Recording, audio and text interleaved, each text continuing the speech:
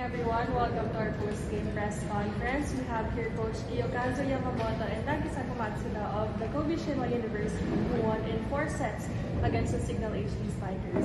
For Coach po, congratulations on the win. Dikit yung laban especially nung 4th set, pero paano lang na-regain ng team yung composure nila in order to get this victory? すごく接戦でしたけど、最後どういうふうに決めてましたか？最後。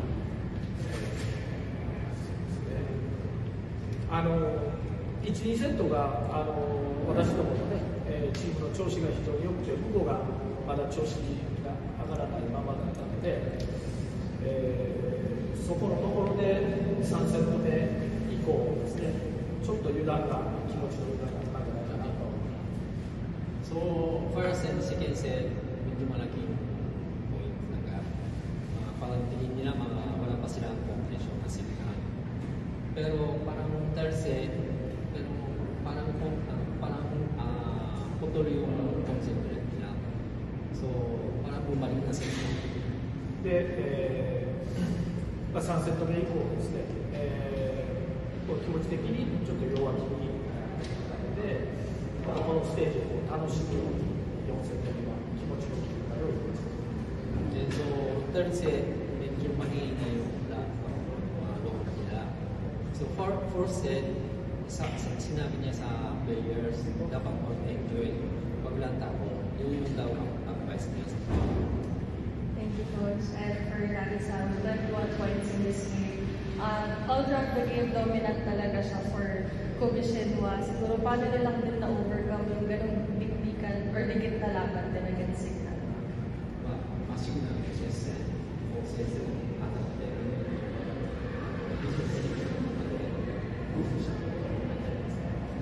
2セット目でブロックアウトがたくさんできたので、3セット目もいけるかと思ったんですけど、ブロックに引っかかるようになってきて、ちょっと工夫が足りなくなってきたなっていうのを感じました。Yung first and second set, marami siya na ginawa na check out. And third set, isip niya kaya niya. Pero parang marami siya nagawa ng give back. So, medyo yun ang kailangan ng ayusin ng next game.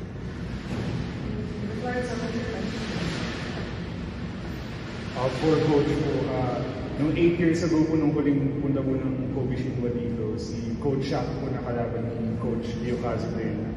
So, kumbaga po kahit matagal na yung familiarity ba na yun against Coach Shaq, nakatulong din sa pag-prepare nila today against Signal.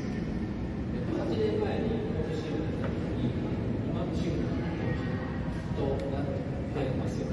で、以前に対戦したことで、彼の戦術とかを分かって、今日試合に向けて何かやってたんですか？でも、8年前なので、チームの選手もね、ガラッと変わっているので、そんなに意識はしていなかった。Medyo matagal na ito, so iba na rin ng mga players, so hindi ko siya maisip ng 8 years na ako na coach siya na まだミドルのナンバー11番の選手だったり、ここの8番サントス選手なんかは非常にいいスパイカーなので、そこは注意するようには選手たちに言います。Mag-advise na daw sa player, number 11 and number 8, malakas daw ng paro. So, yun yung sabi niya sa player na ingat na lang sa dalawang player. And for Nagisa, today, Kobe played in a bigger venue naman po ngayon. So, kahit siguro hindi pa po ganun maraming tao, pero parang given yung pressure din ng game na to for Kobe Shinwa, paano lang siya siguro nag-adjust or paano niya hinandle yung, kumbaga yung kaba na meron para sa game? 今日の試合とかは緊張しないですけど、どういうふうにまた明日もすごくプレッシャーかかりますけど、どういうふうに決められますか？今日の3セット目からやっぱ楽しむっていうことを忘れちゃって、自分でいっぱいいっぱいになってしまったので、もう一回一からリセットして、楽しんでバレーできたらいいなと思います。Parang sa third set, nakalimutan nila na mag-enjoy ng volleyball. Parang masyadong first. So, next game, parang mindset nila mag-enjoy talaga mag-volleyball. for coach and player, tomorrow, doon nakasalala yung last finals land. Ano lang yung magiging mindset against Jerry Rico? で明日の JDT も試合で、ファイナルのゲームでなっていますが、明日に向けて考えられる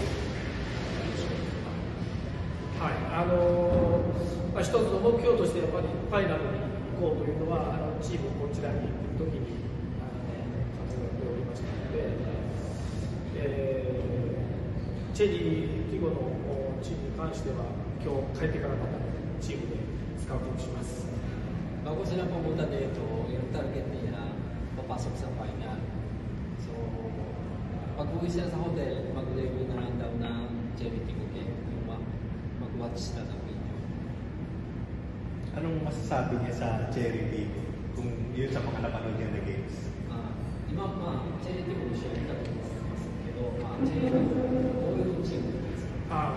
私が一番印象に残っているのはアウトサイドスパイカーの位置がちょっと狭いです。ナンバーワンアウトサイドスパイカー非常にテクニックがあって、レシーブ一番要注意な選手だと思います。Yung talaga nakita niya magaling na ayos pa. Ano pangalan niya number 1? From next. Number 1. 背の小さいアウトサイド。なショート。Short hair? So, Says from next. Yun yung ingat daw sila. Yun yung talagang pinakamagaling sa Jerry Tigo. Thank you, Coach. Thank you,